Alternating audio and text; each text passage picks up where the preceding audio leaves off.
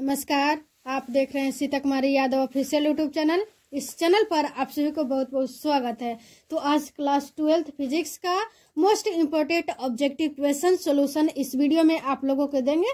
तो आप लोग वीडियो ध्यान पूर्वक देखिएगा और अंत तक देखिएगा ताकि आप लोग अच्छे तरीके से पढ़ सके और समझ में आ सके और आप लोग एग्जाम में अधिक से अधिक नंबर स्कोर कर पाए।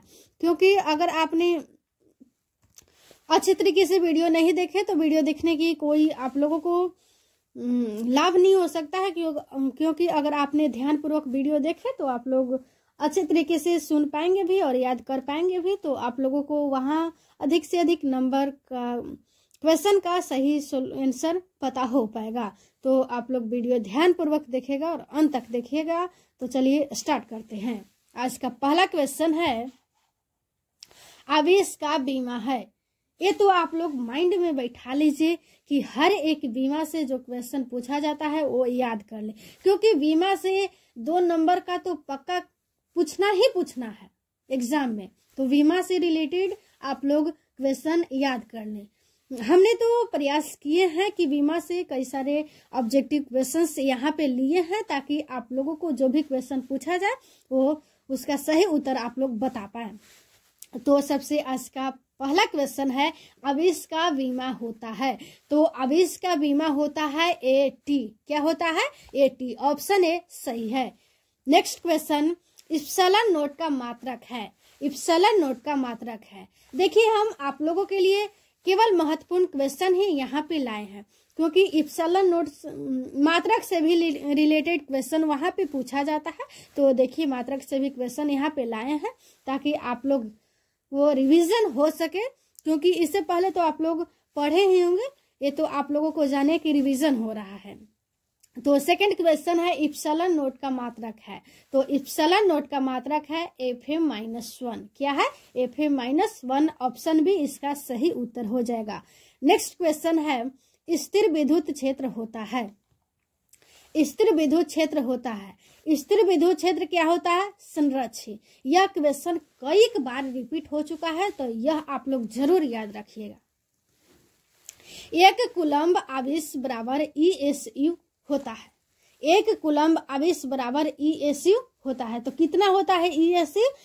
3 × 10⁹ कितना होता है? 3 × 10⁹ ऑप्शन ए सही हो जाएगा। यह भी क्वेश्चन कई बार रिपीट हो चुका है। नेक्स्ट क्वेश्चन है, एक आवेशित चालक की सतह के किसी बिंदु पर विद्युतीय क्षेत्र की तीव्रता सतह के लंबवत होती है। क्या होता है? सतह के लंबवत होती है। तो ऑप्शन बी सही हो जाएगा। नेक्स्ट क्वेश्चन है, एक एकांकी चालक के लिए निम्न में से कौन अनुपात अचर होता है? एक एकांकी चालक के लिए निम्न में से कौन सा अनुपात अचर होता है? तो कुल आवेश वायु विभव। ऑप्शन ए सही हो जाएगा। नेक्स्ट क्वेश्चन है, विद्युत वाहक बल की बीमा है। विद्युत वाहक बल की बीमा है। तो ML2T-3A-1 ऑप्शन डी इसका सही उत्तर हो जाएगा। विद्युत वाहक बल का यह बीमा है। नेक्स्ट क्वेश्चन है, एक फैराडे बराबर होता है। एक फैराडे बराबर होता है। कितना होता है? 96,500 कूलम्ब। देखिए, यहाँ 96,500 अलग अलग दिया हुआ है, तो आप लोग ध्यान रखिएगा कि 96,500 कूलम्ब होता है। तो ऑप्शन बी सही हो जाएगा। नेक्स्ट क्वेश्चन है, किर्चहॉफ का नियम निम्नलिखित में किसका परिणाम है? किर्चहॉफ का नियम निम्नलिखित में किसका परिणाम है? तो विद्युत क्षेत्र का संरक्षित चरित्र। ऑप्शन बी सही उत्तर हो जाएगा। नेक्स्ट क्वेश्चन है, अनुचुंबकीय पदार्थ की प्रवृत्ति है। अनुचुंबकीय पदार्थ की प्रवृत्ति है। क्या है? स्थिर। ऑप्शन ए सही हो जाएगा। अगला क्वेश्चन है, 2 समांतर तारों में परस्पर विपरीत दिशाओं में धाराएं प्रवाहित हो रही है। वे एक दूसरे को प्रतिकर्षित करते हैं। ऑप्शन बी में है एक दूसरे को आकर्षित करते हैं। ऑप्शन सी में है एक दूसरे पर कोई बल नहीं लगाते हैं। ऑप्शन डी में है एक दूसरे की धाराओं को नष्ट करते हैं। तो यहाँ पे पूछा किया जा रहा है कि दो समांतर तारों में परस्पर विपरीत दिशाओं में धाराएं प्रवाहित हो रही है। यहाँ पे विपरीत दिशाओं में धाराएं प्रवाहित हो रही है, तो यहाँ तो 100% यही उत्तर हो सकता है कि एक दूसरे को प्रतिकर्षित करते हैं। क्या करते हैं? एक दूसरे को प्रतिकर्षित करते हैं, तो ऑप्शन ए सही हो जाएगा। अगला क्वेश्चन है, गैल्वेनोमीटर में शंट का उपयोग किया जाता है, तो उच्च धारा से उसकी सुरक्षा के लिए। गैल्वेनोमीटर में शंट का उपयोग किसके लिए किया जाता है? उच्च धारा से उसकी सुरक्षा के लिए किया जाता है। ऑप्शन सी सही उत्तर हो जाएगा। अगला क्वेश्चन है, एक गैल्वेनोमीटर को वोल्टमीटर में परिवर्तित किया जा सकता है जोड़कर, यानी कि एक गैल्वेनोमीटर को वोल्टमीटर में परिवर्तित किया जा सकता है क्या जोड़कर? तो श्रेणी क्रम में उच्च प्रतिरोध, श्रेणी क्रम में उच्च प्रतिरोध जब आप लोग जोड़िएगा तो एक गैल्वेनोमीटर को वोल्टमीटर में परिवर्तित किया जा सकता है, तो ऑप्शन बी इसका सही उत्तर हो जाएगा। अगला क्वेश्चन है, लॉरेंज बल की दिशा ज्ञात करने का नियम है, यानी कि लॉरेंज बल की दिशा ज्ञात करने का नियम है। देखिए, ये सब्जेक्टिव क्वेश्चन में भी पूछा जा सकता है कि लॉरेंज बल क्या है, लॉरेंज बल क्या है, ये आप लोग जरूर याद रखिएगा क्योंकि पूछा जा सकता है 2024 के एग्जाम में। तो यहाँ पे क्या पूछा जा रहा है? लॉरेंज बल की दिशा ज्ञात करने का नियम है, तो फ्लेमिंग के बाएं हाथ का नियम, फ्लेमिंग के बाएं हाथ का नियम, ऑप्शन ए सही है। अगला क्वेश्चन है, डायनेमो के कार्य सिद्धांत आधारित है, डायनेमो के कार्य सिद्धांत आधारित है विद्युत चुंबकीय प्रेरण पर। किस पर? विद्युत चुंबकीय प्रेरण पर। ऑप्शन बी सही उत्तर हो जाएगा। अगला क्वेश्चन है, साइक्लोट्रॉन किस कण को उच्च ऊर्जा तक त्वरित करने के लिए उपयुक्त नहीं है? तो इलेक्ट्रॉन तक उपयुक्त नहीं है, तो ऑप्शन बी सही उत्तर हो जाएगा।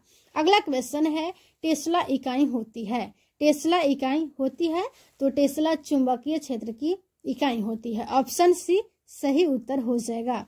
अगला क्वेश्चन है, लोहा होता है, लोहा होता है, तो लोहा लौह चुंबकीय होता है। क्या होता है? लौह चुंबकीय। ऑप्शन सी सही उत्तर हो जाएगा।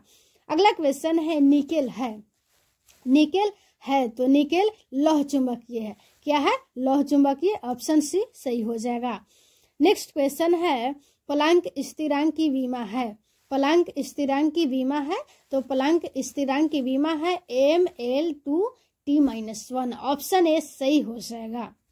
तो आप लोग विमा से रिलेटेड लगभग 2 से 3 क्वेश्चन यहाँ पे सोल्यूशन करवाए हैं, आप लोग जरूर याद रखिएगा। अगला क्वेश्चन है, नमन कोण का मान उत्तरी ध्रुव से विषुवत रेखा की ओर जाने पर, यानी कि नमन कोण का मान उत्तरी ध्रुव से विषुवत रेखा की ओर जाने पर क्या होता है? स्थिर रहता है, बढ़ता है, घटता है, या पहले घटता है फिर बढ़ता है? तो जब नमन कोण का मान उत्तरी ध्रुव से विषुवत रेखा की ओर जाएगा तो घटता है। क्या होता है? घटता है। तो ऑप्शन सी सही हो जाएगा। नेक्स्ट क्वेश्चन है, निम्नलिखित में कौन सा कण अस्थायी है? निम्नलिखित में कौन सा कण अस्थायी है? तो न्यूट्रॉन। कौन सा अस्थायी है? न्यूट्रॉन। ऑप्शन ए सही हो जाएगा। अगला क्वेश्चन है, निम्नांकित में किसके लिए भेदन क्षमता महत्तम है? तो वाई किरणें के लिए भेदन क्षमता महत्तम है। ऑप्शन डी सही उत्तर हो जाएगा।